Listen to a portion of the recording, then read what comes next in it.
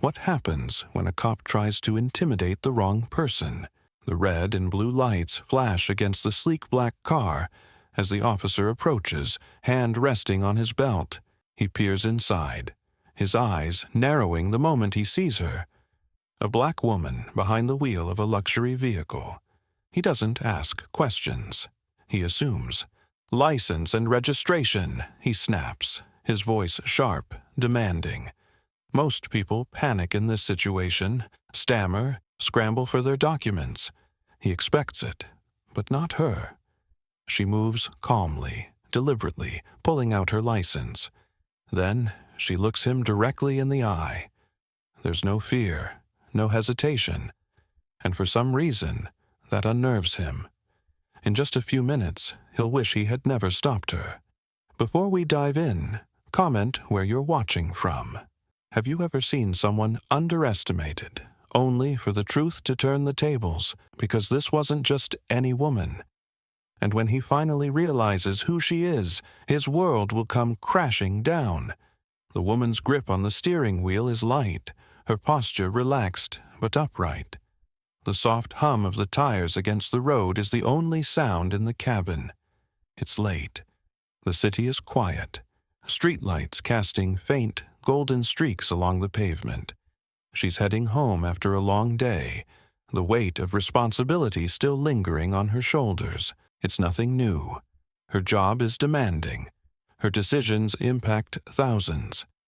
But as she glances in the rearview mirror, she sees them, flashing red and blue lights. She sighs, but not in fear. She knows exactly what's about to happen. She's been here before. Not because she's ever done anything wrong. Not because she drives recklessly or disregards the law. No, she knows why she's being pulled over. It's never about the car. Never about a broken taillight. It's about her, who she is. Or, more accurately, who they think she is. She's seen it in their faces before. The moment they see her before she even speaks. That flicker of assumption. And tonight, it's happening again. She glances at the luxury dashboard, exhaling slowly before pulling over to the side of the road. Her movements are measured, precise.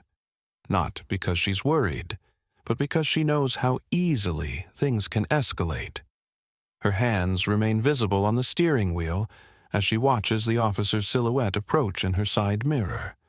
The officer walks with a sense of authority, his posture rigid, his steps deliberate.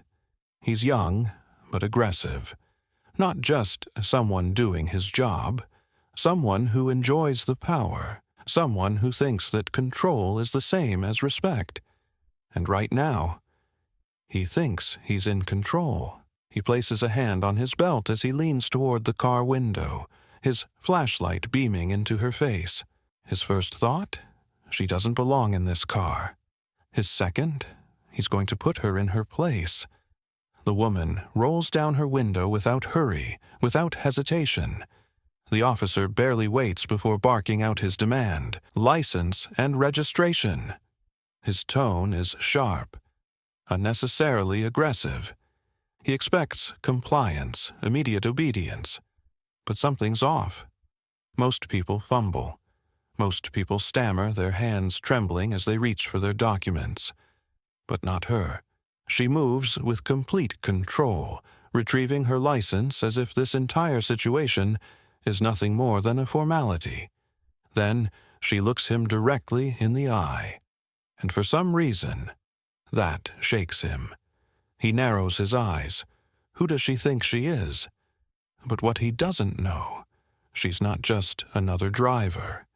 And in just a few minutes, he's going to regret pulling her over. The officer plants his feet firmly on the pavement, his posture wide, aggressive. He walks up to the car with a confidence that doesn't come from training, but from years of people fearing him. His hand rests near his holster, the other gripping his flashlight as he leans toward the driver's side window. Through the glare of the beam, he peers inside, and immediately he assumes. A black woman, alone, in a luxury car. His grip tightens on the flashlight. The engine hums softly, but she doesn't move, doesn't fidget. He doesn't like that. She should be nervous. Instead, she sits there, calm, composed. That bothers him. It's always the nervous ones that are easier to control. She's not nervous, and that's a problem. He clears his throat and squares his shoulders before speaking. License and registration. The words come out harsher than necessary, but he doesn't soften them. Because in his mind, she needs to know who's in charge here. She says nothing. Her hand moves slowly, carefully, reaching into her purse. She retrieves her license and registration, then hands them over without hesitation. The officer grabs them quickly, barely looking at the details. Instead, he tilts his head slightly, eyes scanning the car's leather seats, the polished dashboard. It doesn't fit. She doesn't fit. His expression hardens. Whose car is this? His tone is different now, not just demanding, but accusatory. He doesn't ask if she owns it. He asks who it belongs to, because in his mind it can't be hers. She exhales slowly, her face unreadable. Then, finally, she speaks. Mine. Her voice is even, effortless, unbothered. It's not defensive, not aggressive, just a fact. That throws him off. There's no fear in her voice, no nervousness, just certainty. He wasn't expecting that. He was expecting excuses. He was expecting a lie. And now he has nothing to grab onto. But he still wants control. He shifts his weight, gripping his flashlight tighter. Then he raises it higher, shining it directly into her face. A direct challenge. She doesn't flinch. The beam reflects off her skin, but her expression remains unchanged. He smirks. She won't play along, but that's fine, because he's not done yet. Where are you headed? He presses. Home. Where's home? She meets his gaze, her voice still even, unwavering. Is that relevant? His jaw tightens. He doesn't like that answer. Not because it's wrong, but because she's not afraid to question him. And that makes her dangerous. The flashlight lingers on her face for a beat too long. He's waiting for her to shift uncomfortably, to blink, to stammer. But she just stares back, patient, composed. The silence between them stretches. For the first time in a long time, he feels a flicker of something strange. Not power, not intimidation, something closer to unease. He leans forward, lowering his voice. You have a problem answering a few simple questions. She tilts her head slightly. You have a problem believing my answers? His fingers tighten around the documents in his hand. He clenches his jaw. She's playing a game he doesn't like. And he's losing. He forces a chuckle. All right, then, he says, stepping back, waving the papers slightly. I'll just run these real quick. He turns, heading back toward his squad car. And as he does, he mutters under his breath, just loud enough for her to hear. Let's see what your record says. He expects trouble. He expects something that will give him control again. Something to prove that he was right. But what he doesn't know, he just made the biggest mistake of his career, because in just a few minutes, his whole world is going to come crashing down. The officer reaches his squad car, his smirk still intact as he slides into the driver's seat. This is the part he enjoys, the moment of control. He taps the woman's license into his system, expecting something. A minor infraction, a past ticket, anything that will give him leverage. The screen loads, then freezes. He frowns, tapping the keyboard. What's taking so long? Then a name pops up. His chest tightens. Attorney General Maya Collins. His hands freeze over the keyboard. His breath catches. No, this isn't right. This can't be right. His gaze drops back to the license in his hand. He checks the name again. It's right. And that means he just made a huge mistake. His throat goes dry. He's seen this name before. On the news. on the steps of the courthouse, standing at podiums, delivering press conferences. Maya Collins isn't just an attorney. She's the highest-ranking legal official in the state. The woman he tried to intimidate? She's his boss's boss's boss. He swallows hard, his fingers gripping the steering wheel as if it can somehow ground him. This isn't just a routine stop anymore. This is a career-ending disaster waiting to happen. His heart pounds as he steps out of the car. The confidence he had minutes ago, gone. His smirk, erased. His entire posture changes. The swagger in his walk disappears. His shoulders tense. His hands tighten around her license, suddenly feeling like it's burning his fingers. And worst of all, she notices Maya Collins sits exactly as she did before. Poised, calm, unbothered. But now, there's a slight, knowing smile on her lips. She saw the shift. She felt the power transfer. And now, she's waiting. The officer clears his throat, forcing himself to speak. He's careful now, measured, controlled. "Ma'am," he starts, but it sounds awkward, like he's forcing the word out of his mouth. Just minutes ago, he was calling her Miss, in that condescending, dismissive way. Now, he's struggling to keep his voice steady. She tilts her head slightly. "Yes, officer?" Her tone is smooth, unshaken, but he hears the edge beneath it. He tries to play it off. "There was just a small issue with the system. He hesitates. "You check out fine." She raises an eyebrow. "Do I?" He hates this. Hates the way she's looking at him now. Like she's the one in control. Because she is. Maya leans forward slightly, resting her arms on the steering wheel. There's no need to raise her voice. Every word is sharp, precise. A blade cutting through the air. "You enjoy abusing your badge, don't you?" The officer visibly stiffens. I wasn't," he stammers, his voice breaking slightly. She doesn't let him finish. "I see your type all the time." Her tone is cool, almost casual. Men who think a uniform gives them power. His pulse pounds. Men who think intimidation works on everyone. His fingers twitch. He doesn't know what to do. "You think your badge makes you untouchable." She pauses, then tilts her head slightly. "Tell me, officer." Her voice drops just enough to make his stomach tighten. "Do you know what happens when someone files a misconduct complaint with my office?" Silence. A deadly, suffocating silence. He does know. And it's not just any misconduct report. It's a complaint filed directly to the Attorney General's office. Her office. His knees feel weak. This isn't a warning. This is a threat. And the worst part, she has every right to make it. His mouth opens, then closes. No excuse, no justification, nothing will fix this. He looks down at the business card, still in his hand. Maya Collins, Attorney General. He had pulled over the wrong person, and now. She owns this moment, this night. It will haunt him. 5. Twist or revelation, word count, 3,400. The officer's fingers twitch around her license.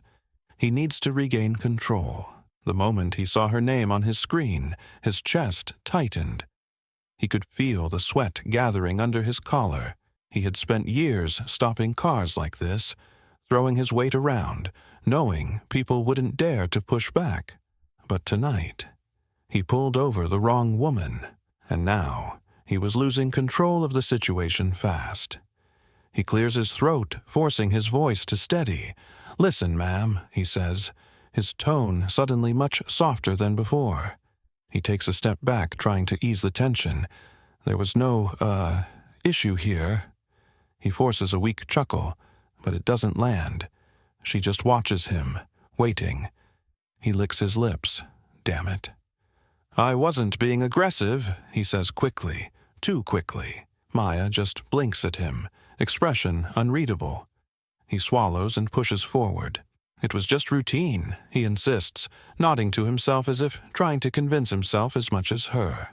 Yeah, routine. That's all it was. Nothing more, nothing intentional, nothing targeted, just a routine stop. Maya finally tilts her head slightly, studying him. Routine, she repeats, as if testing the word on her tongue. Her voice is calm, even. And yet, it's the most unsettling thing he's ever heard. She lets the silence stretch just long enough to make his stomach knot. Then, she hits him with a question that makes his blood run cold. "I doubt you treat everyone this way," she says slowly. His throat goes dry. Her dark eyes lock onto his, holding him in place like a vice. Or is it just people who look like me? The words hit like a hammer. The officer's mouth opens, but nothing comes out. Because what the hell is he supposed to say? No? That would be a lie. Yes? That would be career suicide. His jaw tightens. His fingers clench. He feels like he's standing in a courtroom instead of a dimly lit street. And he knows there is no good answer. His heartbeat pounds in his ears. She knows. She knows exactly why he pulled her over. It wasn't about a broken taillight. It wasn't about a rolling stop. It was never about the car. It was about who was driving it. And now, he's standing in front of the most powerful legal official in the state with no way to explain himself. His hands tighten into fists, not out of anger, out of panic. Maya doesn't have to do anything. She doesn't raise her voice. She doesn't threaten. She doesn't need to. Because for the first time in his entire career, he's the one on edge. She watches him, unblinking, letting him sink. He stammers, searching for something. Anything that will fix this. I didn't mean... His voice cracks, and he hates himself for it. "I apologize if it came across that way," he finally mutters. If.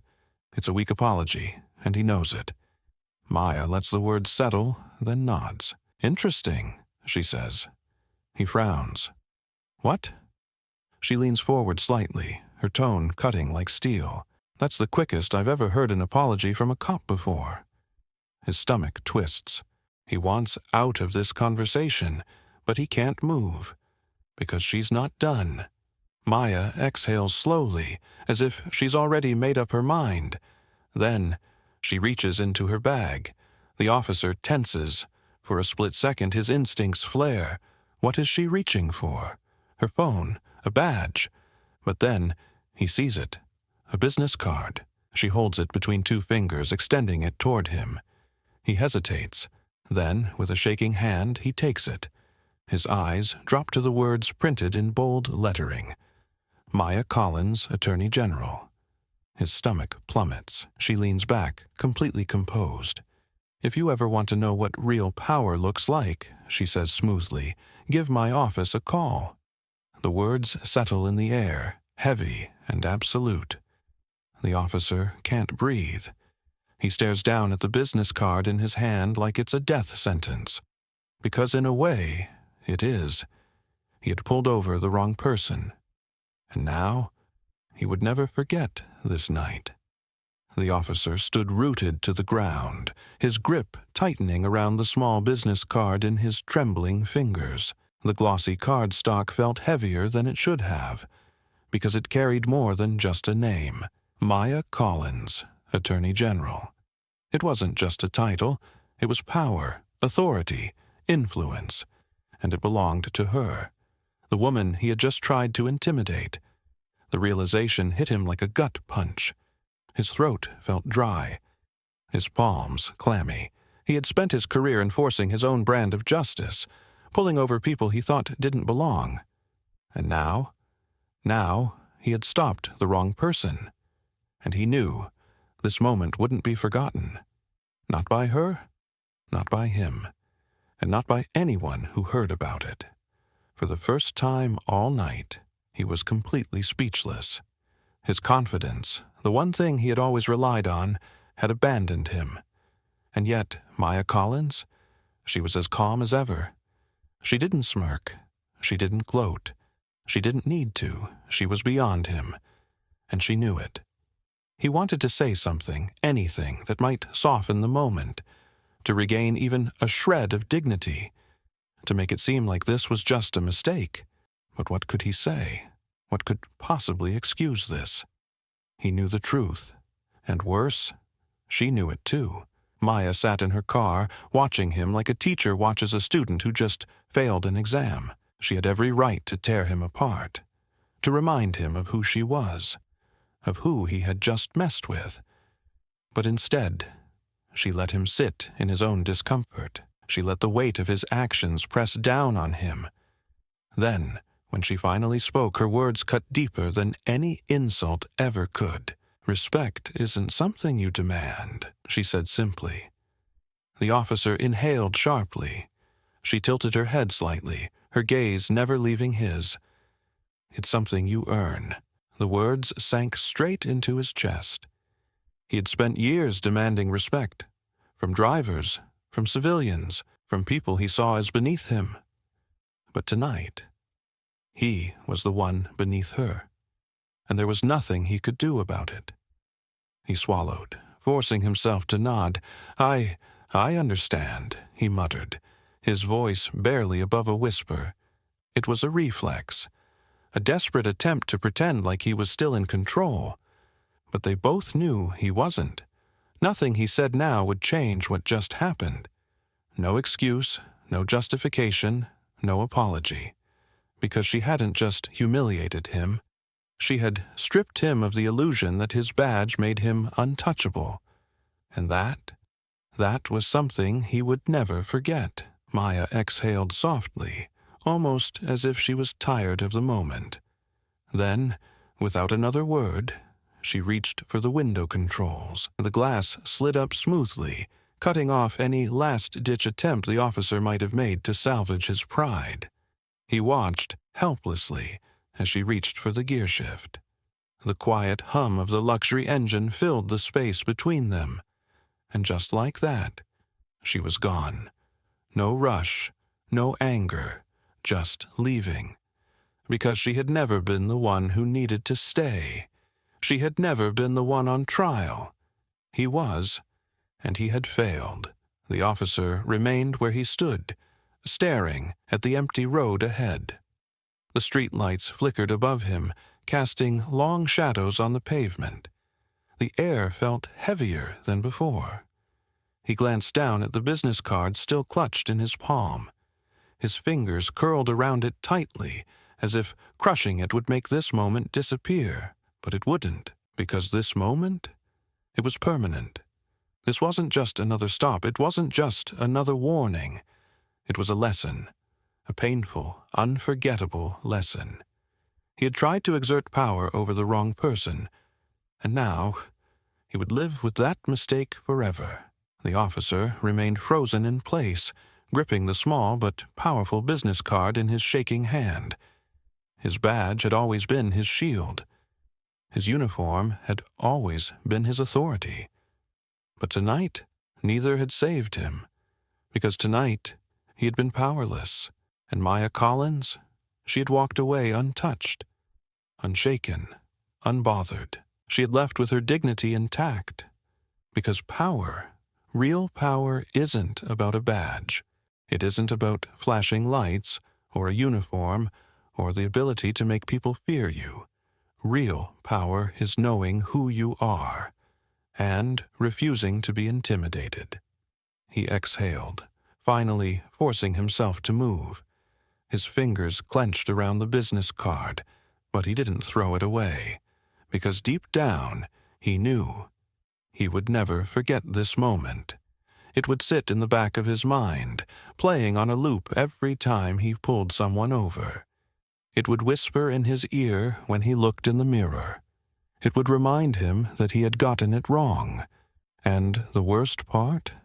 It wasn't just about this moment. How many times had he made someone else feel powerless? How many times had he gotten away with it? Tonight, he had faced consequences. But what about all the others? The ones who weren't Maya Collins? The ones who couldn't fight back? The realization was suffocating because he had been caught this time. But how many others had suffered in silence? Power is a strange thing. Some people abuse it, some people fear it, and some, like Maya Collins, they don't need to prove it at all, because true power, it isn't loud, it doesn't need to threaten or intimidate. It simply exists, and when the moment comes, it commands respect. So now, let's talk about your experience. Have you ever seen someone abuse their authority, only to regret it? Have you witnessed a moment where power shifted in an instant? Share your story in the comments. We want to hear it. If this story made you think, if it reminded you of a truth that people need to hear, hit like and subscribe, because stories like this, they deserve to be told, because power should be held accountable, because no one should ever be made to feel small, and because sometimes the best way to fight back is to know exactly who you are. Until next time, stand tall, stay fearless, and never let anyone make you feel small.